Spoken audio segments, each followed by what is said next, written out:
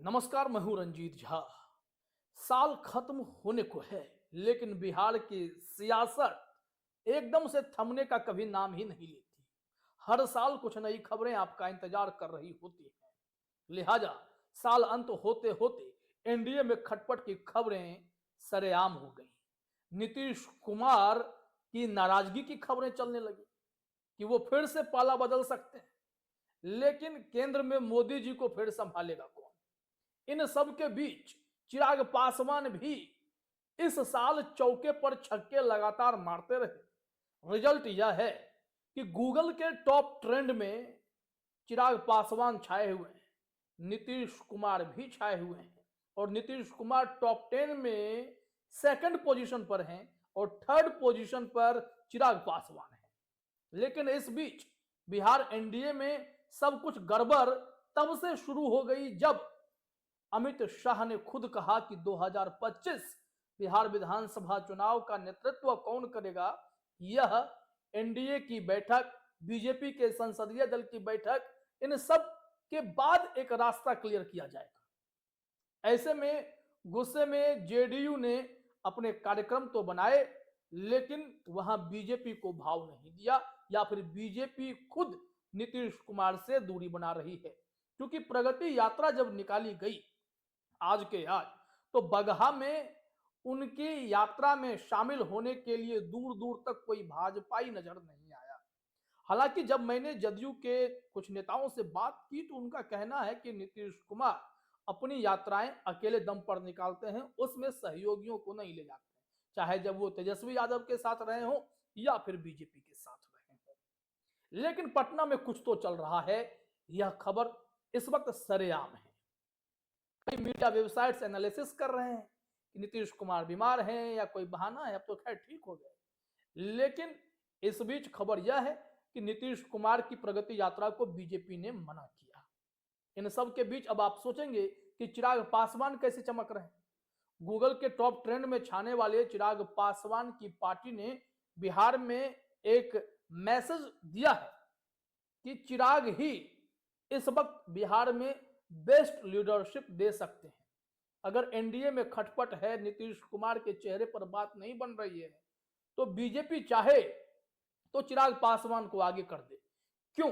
इसके पीछे एक तर्क भी है। तर्क यह है कि बीजेपी के पास अपना कोई ऐसा हिट चेहरा नहीं है जो मुख्यमंत्री के तौर पर प्रोजेक्ट किया जा सके। बीजेपी ने कभी एक ऐसा फेस तैयार ही नहीं किया।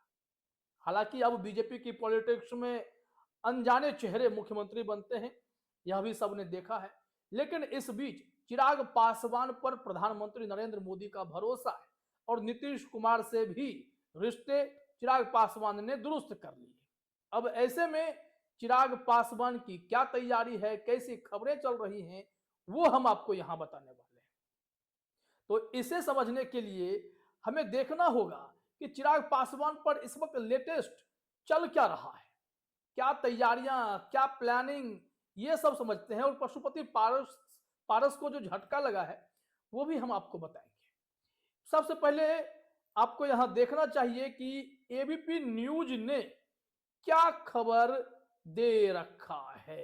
ये जरा देखिए अपने स्क्रीन पर आप। ये एनडीए में नेतृत्व को लेकर घमासान, चिराग पासवान की एलजेपीआर ने तानी कमान। ये तस्वीरों में आप देख रहे हैं, राजू तिवारी हैं, गुलाम गौस जी हैं और आरजेडी वाले मृत्युंजय तिवारी हैं। तो रिपोर्ट में क्या कहा जा रहा है कि बिहार में होने वाले विधानसभा चुनाव 2025 को लेकर राज्य में राजनीतिक सुगबुगाहट तेज होने लगी है। इसी बीच लोजपा रामविलास के बिहार अध्यक्ष राजू तिवारी का बड़ा बयान सामने आया है। उन्होंने कहा है कि हम चाहते हैं कि चिराग पासवान 2025 का विधानसभा चुनाव लड़ें। हमारे एक एक कार्यकर्ता की इच्छा है कि चिराग बिहार का नेतृत्व करें। चिराग का विजन है बिहार की उन्नति, आगे चलकर कुछ बड़ा हो सकता है। चिराग का लंबा भविष्य है और अभी तो नीतीश के नेतृत्व में एनडीए को विधानसभा चुनाव लड़ना है।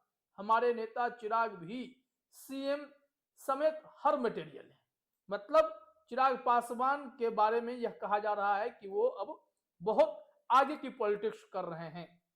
राजू तिवारी ने क्लियर किया कि राजू तिवारी यह कह रहे हैं चिराग केंद्रीय मंत्री हैं, लेकिन हमेशा उनका ध्यान इस पर रहता है कि कैसे बिहार अपनी खोई हुई अस्मिता प्राप्त करे।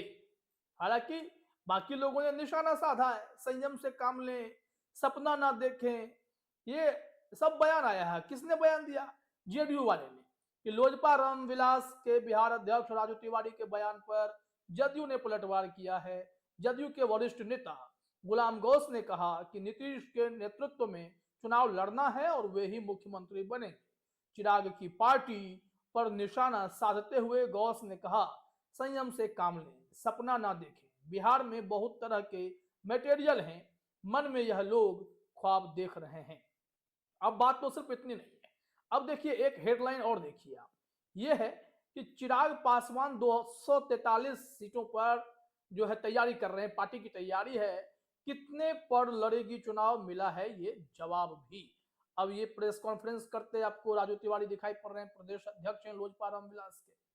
यहां पर कहा जा रहा है कि राजू तिवारी ने कहा कि दिल्ली विधानसभा चुनाव में भी हमारी पार्टी के प्रत्याशी मैदान में होंगे। हमारी पार्टी चाह रही है और हमारे नेता चिराग पासवान का विचार है, दिल्ली में हमारे प्रत्याशी उतारे जाएं। इसके लिए हमारी पार्टी के अधिकृत व्यक्ति एनडीए के शीर्ष नेतृत्व से बातचीत भी कर रहे हैं। निश्चित तौर पर सकारात्मक बात होती है तो हमारे प्रत्याशी दिल्ली विधानसभा चुनाव मैदान में होंगे। कितनी सीट मिलेगी यहां नहीं कहा जा सकता है, ये तो दिल्ली का मसला है। अब ये देखिए, यहां कहा जा रहा है लोक जनशक्ति पार्टी रामविलास के प्रदेश अध्यक्ष राजू तिवारी ने कहा कि बिहार विधानसभा चुनाव के लिए पार्टी रणनीति तो बना रही है कि हम 243 सीटों पर चुनाव लड़ने की तैयारी भी कर रहे हैं। सभी सीटों पर हमारे कार्यकर्ता एक्टिव रहेंगे। जहां जहां हमारे एनडीए के सहयोगी दल होंगे वहां उनको जिताने का काम करेंगे। बिहार विधानसभा चुनाव में हमारी पार्टी कितनी सीटों पर चुनाव लड़ेगी यह बड़ा सवाल नहीं है। एनडीए के शीर्ष नेतृत्व के फैसले के बाद ही यह कहना उचित होगा कि हम कितनी सीटों पर चुनाव लड़ेंगे। यह सवाल अब ये लोग भी सस्पेंस में डाल रहे हैं, लेकिन ये बार बार ये लाइन कहते हैं। मैं इस खबर को फिर से आपको दिखाना चाहता हूं। देखिए, नीतीश कुमार के नेतृत्व में लड़ा जाएगा चुनाव, कहा तो जा रहा है, लेकिन यहां क्या है कि नेतृत्व के सवाल पर राजू तिवारी ने कहा कि हम चाहेंगे मुख्यमंत्री हमारे नेता चिराग पासवान हो, लेकिन चिराग पासवान ने कहा है कि नीतीश जी के नेतृत्व में अगर बिहार चुनाव लड़ेगा तो लड़ेंगे, एनडीए में कोई परेशानी नहीं। लेकिन अब परेशानी बढ़ गई है, यहां इन लोगों ने अपना तेवर दिखाना शुरू कर दिया है। अब ऐसे में एक खबर और देख लीजिए कि पशुपति पारस जी को लेकर एक विवाद चल रहा था कि वो हमारे सहयोगी नहीं। पशुपति पारस को मिल गया बीजेपी से जवाब, जेडीयू ने भी क्लियर किया स्टैंड क्या क्लियर हुआ है वो हम इस रिपोर्ट में आपको बताने वाले हैं। देखिए, जेडीयू ने क्लियर कट स्टेटमेंट दिया है। जेडीयू प्रवक्ता नीरज कुमार ने कहा कि पशुपति पारस को प्रधानमंत्री नरेंद्र मोदी ने केंद्र में मंत्री बनाया, बिहार में नीतीश कुमार ने मंत्री बनाया। 243 सीटों पर तो हर कोई तैयारी कर रहा है, लेकिन मूल प्रश्न यह है कि हम गठबंधन के घटक दल रहेंगे या नहीं, और गठबंधन के बगैर राजनीति संभव नहीं है, यह स्पष्ट है। पशुपति पारस को तय करना है कि वह क्या करेंगे नहीं करेंगे, लेकिन एनडीए अपने रास्ते पर चल रहा है। अब ऐसे में यहां क्लियर हो गया कि चिराग पासवान के साथ ही एनडीए आगे बढ़ना चाहता है। अब चिराग पासवान की बात अगर हो रही है, जेडीयू की बात हो गई, तो इसमें बीजेपी का भी एक स्टैंड आपको दिखा देते हैं कि एबीपी न्यूज से बीजेपी नेता अरविंद सिंह ने सोमवार को कहा कि पशुपति पारस को खुद तय करना है कि वह एनडीए में है या नहीं। वो गुड़ भी खाएंगे और गुलगुले से परहेज करेंगे तो ऐसा नहीं होगा। अरविंद सिंह ने कहा, गठबंधन पर फैसला शीर्ष नेतृत्व करता है, लेकिन हमारे बड़े नेता का और हमारी नीति का कोई विरोध करता है तो वो एनडीए में कैसे है। बीजेपी ने स्पष्ट किया कि अगर एनडीए की नीति से अलग कोई चल रहा है और अमित शाह का विरोध कर रहा है तो वो एनडीए का हिस्सा नहीं है। यह जानकारी इसलिए इंपॉर्टेंट है क्योंकि यहां यह बातें स्पष्ट हो रही हैं कि चिराग पासवान का ही सिक्का इस वक्त चल रहा है, लेकिन बिहार में जो पॉलिटिक्स है खासकर एनडीए की, वहां पेंच फंस चुका है। लेकिन इन सब के बीच अगर चिराग पासवान का जलवा चलता है, बीजेपी सीट जीतने के बावजूद भी अगर सत्ता बनाने की स्थिति में नहीं आती है और चिराग पासवान किंग मेकर की पोजीशन में आते हैं तो इन्हें सीएम बनने से कोई रोकेगा भी नहीं। रास्ता बहुत इनके लिए तो चिराग जी के लिए तो बेहद साफ है। तो देखते हैं गूगल में हिट फिट चिराग पासवान अब क्या कमाल करने जा रहे हैं। फिलहाल इस वीडियो में तो नहीं। आप तमाम साथियों का हमसे जुड़ने के लिए बहुत बहुत धन्यवाद।